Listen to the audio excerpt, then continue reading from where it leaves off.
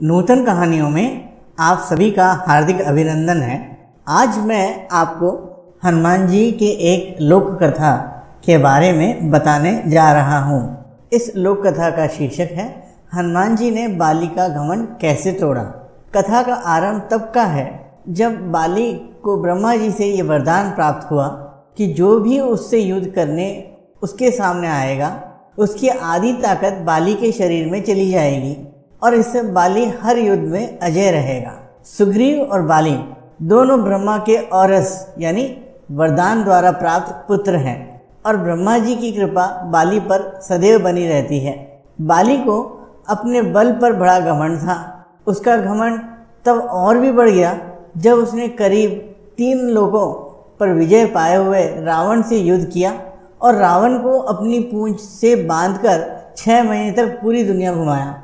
रावण जैसा योद्धा को इस प्रकार हराकर बाली का घमंड और बढ़ गया। अब वो अपने आप को संसार का सबसे बड़ा योद्धा समझने लगा था और यही उसकी सबसे बड़ी भूल हुई।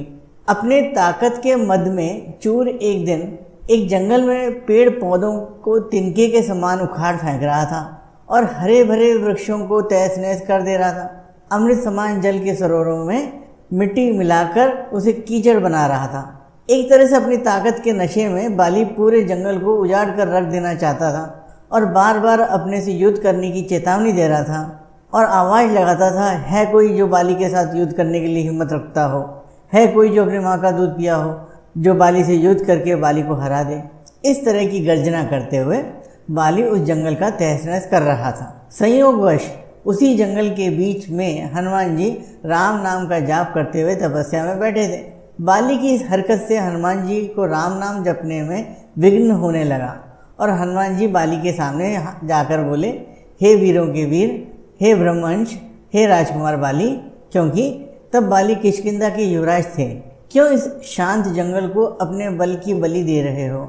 हरे भरे पेड़ों को उखाड़ फेंक रहे हो, फलों से लदे वृक्षों को मसल दे रहे हो, अमृत समान सरोवरों को दूषित मलिन मिट्टी से मिलाकर उन्हें नष्ट क्यों कर रहे हो?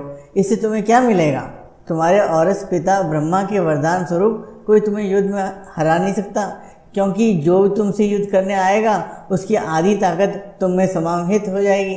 इसलिए हे कपि राजकुमार, अपने बल के घमंड को शांत कर और राम नाम का जाप कर। इससे तेरे मन में अपने बल का भान नहीं होगा और राम नाम का जाप करने से ये लोग और परलोक दोनों ही सुधर जाएंगे।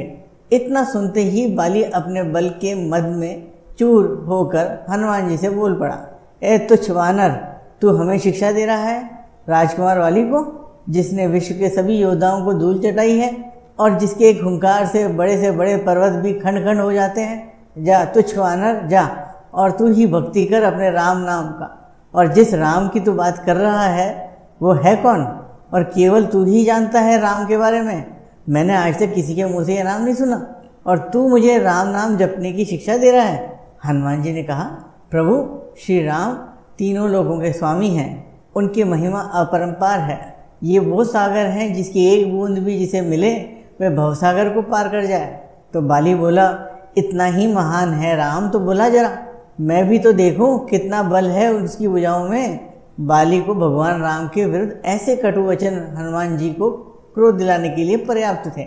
हनुमान जी बोले, ए बल के मद में चूर बाली, तू क्या प्रभु राम से युद्ध करेगा? तू क्या प्रभु राम को युद्ध में हराएगा? पहले उनके इस तुच्छ सेवक को युद्ध में हरा कर तो दिखा। तो बाली बोला, ठीक है, कल के कल नगर के बीचों बीच तेरा और मेरा युद्ध होगा। हनुमान जी ने बाली की बात मान ली। बाली ने नगर में जाकर घोषणा करवा दिया कि कल नगर के बीच हनुमान और बाली का युद्ध होगा। अगले दिन तय समय पर जब हनुमान जी बाली से युद्ध करने अपने घर से निकलने वाले थे तभी उनके सामने ब्रह्मा जी प्रकट हुए। हनुमान जी ने ब्रह्मा जी को प्रणाम किया और बोले, हे जगत पिता, आज मुझ जैसे एक वानर के घर आपका पधारने का कारण अवश्य कुछ विशेष होगा।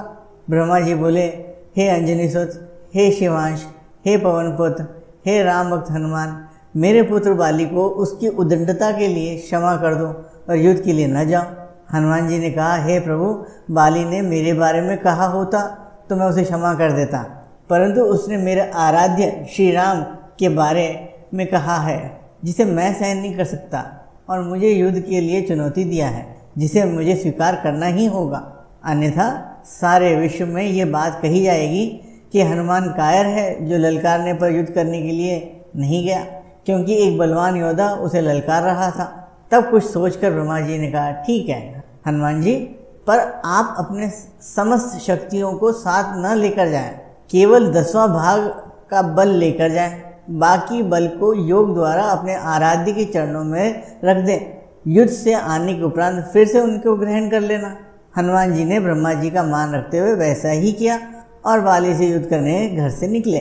उधर बाली ने नगर के बीच में एक जगह को अखाड़े में बदल दिया था और हनुमान जी से युद्ध करने को व्याकुल होकर बार बार हनुमान जी को ललकार रहा था। पूरा नगर इस अद्भुत और 2 महायोद्धाओं के युद्ध को देखने के लिए जमा था।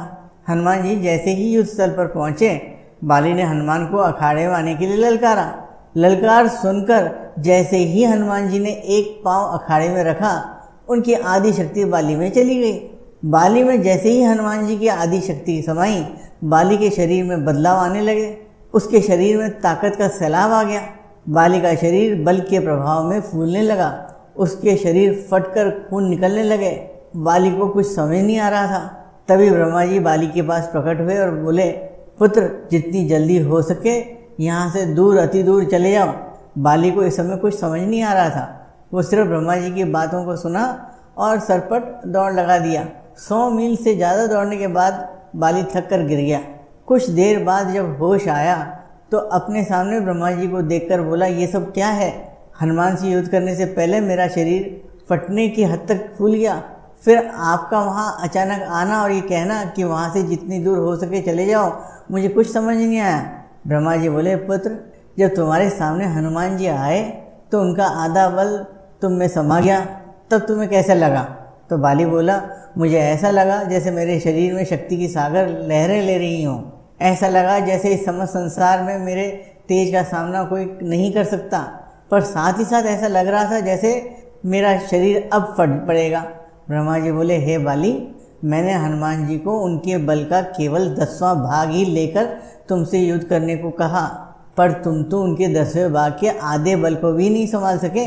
सोचो, अगर हनुमान जी अपने समस्त बल के साथ तुमसे युद्ध करने आते तो उनके आधे बल से तुम उसी समय फट जाते जब वो तुमसे युद्ध करने को घर से निकलते। इतना सुनकर बाली पसीना पसीना हो गया और कुछ देर सोचकर बोला, प्रभु, यदि हनुमान जी के पास इतनी शक्तियां हैं तो वे इसका उपयोग कहाँ करेंगे? ब्रह्मा जी बोले, हनुमान जी कभी भी अपने पूरे बल का प्रयोग नहीं कर पाएंगे, क्योंकि ये पूरी सृष्टि भी उनके बल के 10वें भाग को सह नहीं सकती। ये सुनकर बाली ने वहीं हनुमान जी को दंडवत प्रणाम किया और बोला, जो हनुमान जी जिनके पास अथाह बल होते हुए भी शांत और राम भजन गाते रहते हैं, और एक मैं हूँ जो उनके एक बाल के बराबर भी नहीं हूँ और उनको ललकार रहा था, मुझे क्षमा करें। और आत्मग्लानि से भरकर बाली ने राम भगवान का तप किया और अपने मोक्ष का मार्ग उन्हीं से प्राप्त किया। मित्रों, इस प्रकार हनुमान जी ने बाली का घमंड चूर किया। आशा करता हूँ पवन पुत्र हनुमान की कृपा हम सब पर बनी रहेगी और ये कहानी आपको पसंद आएगी। अगर अभी तक आपने नूतन कहानियों को सब्सक्राइब नहीं किया है तो कृपया सब्सक्राइब करने का कष्ट करें।